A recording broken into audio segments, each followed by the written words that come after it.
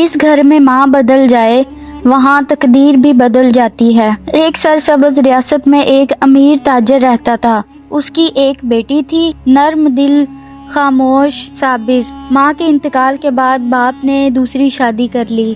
نئی عورت آئی اور گھر کا سکون ساتھ لے گئی۔ سوتیلی ماں کی آنکھوں میں محبت نہیں، حسد جلتا تھا۔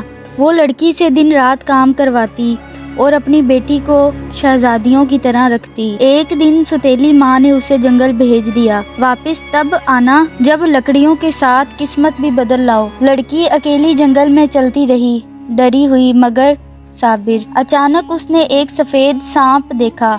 وہ زخمی تھا، کمزور تھا، مگر اس کی آنکھوں میں عجیب روشنی تھی۔ لڑکی ڈری تھی۔ اس نے اپنا کپڑا پھاڑا اور سانپ کے زخم کو باندھ دیا۔ جیسے ہی اس نے مرہم رکھا، سانپ چمکنے لگا، روشنی پھیلی اور سانپ ایک خوبصورت شہزادے میں بدل گیا۔ وہ بولا، میں ایک بد دعا کا شکار تھا، تمہاری مہربانی نے مجھے آزاد کر دیا۔ شہزادے نے اسے محل لے جانے کی پیشکش کی، مگر لڑکی نے کہا، میں اپنے باپ کو چھوڑ کر نہیں جا سکتی۔ شہزادہ مسکرایا۔ اگلے دن پورے شہر میں اعلان ہوا، جو لڑکی سفید سانپ کو شفا دے وہی اصل ملکہ بنے گی۔ سوتیلی ماں کا رنگ اڑ گیا، سچ سامنے آیا، ظلم بے نقاب ہوا اور وہی مظلوم لڑکی جسے نوکرانی سمجھا جاتا تھا شہزادی بنا دی گئی۔ سوتیلی ماں اپنے حسد کے اندھیرے میں اکیلی رہ گئی۔